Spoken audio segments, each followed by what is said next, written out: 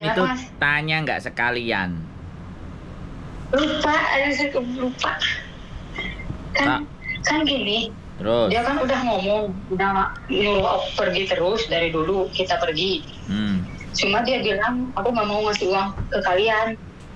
Katanya kalian yang bayar ke aku, kan kayak gitu. Gimana bisa? Tiap itu dia terus ngusir kita gitu kan gitu. Kalau Terus dia kan, ngusir sampean rekam. Terus habis itu telepon polisi. Paham nggak? paham. Ya, telepon polisi. Orang ini ngusir saya. Jadi polisi kamu jadi saksi. Kamu jadi saksi bahwa saya diusir orang ini. Artinya kalau saya diusir, saya dapat 1 bulan gaji. Tulis di laporan Pak Polisi. Nah, habis ditulis di laporan ke Pak Polisi sudah menyatakan atau mendamaikan atau nggak tahu majikan sampean mau kayak gimana. Kalau tetap dia ngusir ya sudah, sampean beres-beresin barang. Ada saksinya polisi, suruh ngecek barang biar dia tidak nuduh sampean nyuri ABCD bla bla bla bla. Ada polisi di situ. Sudah selesai. Jauh sampean pergi sama polisi minta catatannya nanti untuk ditaruh ke labor bahwa sampean menuntut hak-hak sampean gitu loh. Karena sampean diusir dari laporan polisi itu sampean bisa dapat gitu loh. Hak-hak sampean itu bisa dapetin gitu loh. Karena ada bukti. Pak Polisi tadi saksinya, pelaporannya. Bisa dipahami nggak? Bisa ya. Berarti saya kalau belum dapat uang itu jangan keluar dulu, harus telepon polisi. Bukan. Kalau dia ngusir sampean sambil marah-marah, telepon polisi. Dengerin aku ngomong ya. Sekali lagi dengerin aku ngomong, saya ulang. Oke? Ya. Sampean diusir, sampean telepon polisi. Ya. Terus polisi datang. Majikanku ngusir saya. Nah, jadi kalau dia nggak suka, dia ngusir saya. Kamu Pak Polisi, kamu jadi saksi. Kalau hari ini saya diusir sama majikan saya. Saya cap ye, beres-beres barang saya, terus suruh ngecek majikan saya. Jangan setelah saya pergi di sini dia laporan polisi, nuduh saya curi dan macam-macam atau kabur. Bisa dipahami? Iya, Mas. Oke Pak Polisi, saya minta pembukti dari sampean bahwa hari ini keterangan saya adalah saya diusir dari majikan. Bisa nggak saya dikasih buktinya? Kalau Pak Polisi nggak ngasih bukti secara tertulis, nggak mau ngasih, nggak memberi, sampean minta ke Pak Polisi, saya rekam ya kejadian ini dan ada sampean di sini sebagai Pak Polisi, sebagai penengah yang membantu saya, gitu. Bisa dipahami nggak? Ya, ngerti. Harus saya ulang lagi, sampean sudah ngerti? Ngerti. Ntar kalau dia ngusir aku terus harus telepon polisi. Iya. Gitu. Siap-siapin bajunya, nanti terserah kepada majikannya. Baik-baik saja apa enggak. Kalau sudah telepon polisi kan dia enggak kau-kaucan gitu loh, ngerti enggak? Ngerti. Ya, jadi kalau kayak gitu kan siapa yang jadi penengah kita? Kalau mau jadi penengah kita, telepon ke agent. Aku diusir sama majikan. Agent kan kadang-kadang belahehok. Enggak gubris. Biarin aja kan kayak gitu tuh. Iya, sampai sekarang juga. Makanya karena sampean tadi ngomong kayak gitu, terus aku langsung polisi lah yang jadi solusi, yang menengahi. Oke. Karena agent ya nggak beres, nggak mau mendamaikan, nggak mau menjadi orang di tengah, cuman habis terima duit dari majikan, habis itu ndak urus, sampeane piye, sampean mangap-mangap kecekek-cekek, dia ya juga ngereken, polisi kita mainkan, begitu loh.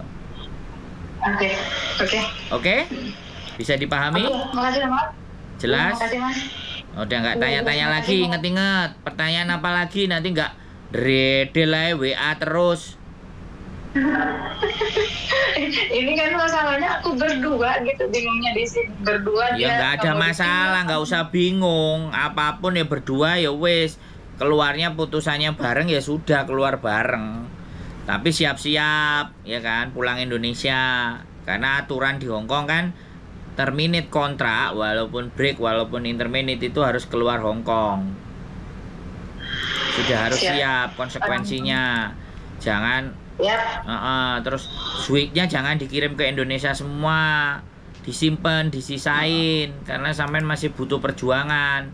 Nggak kayak yang lain-lain, majikannya ngusir, tahu-tahu duitnya udah kirim Indonesia semua, terus di sini ngowoh. Emang bisa tidur di bawah penjembatan, kecuali kalau bisa tidur di Victoria Park kayak saya baru boleh. Ya, sambil dipikir ya Mbak, duitnya jangan kalau perlu kasih sedikit dulu orang Indonesia, karena saya masih mau pindah dan cari majikan gitu. Paham kan? Udah. Cetau? Nih cetau? Iya. Cetau. Xie. Oke. Ya wes. Bye-bye, kasih ya Mas. Oke, yuk bye-bye.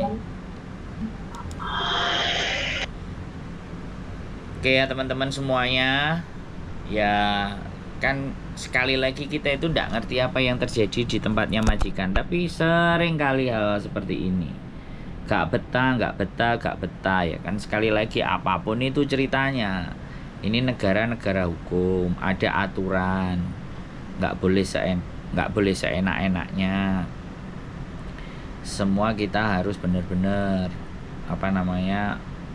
perhatiin. Kita juga harus paham aturannya bagaimana kalau kita keluar, terus kalau kita diusir sama majikan, ya kan, kita tiba-tiba, makanya kita harus punya saksi, ya kan. Kalau agennya yang nggak mau tanggung jawab, ya sudah lapor sama polisi, minta surat keterangan dari kepolisian yang hari ini kita diusir. Kadang-kadang anak-anak itu ketika diusir mainnya pergi-pergi aja, gak berpikir ke belakangnya. Tahu-tahu nanti teman-teman pulang pergi, majikannya nelpon polisi, terus dibilang jejeku kabur. Nah, mensiasati hal-hal yang semacam itu yang teman-teman harus pikirkan.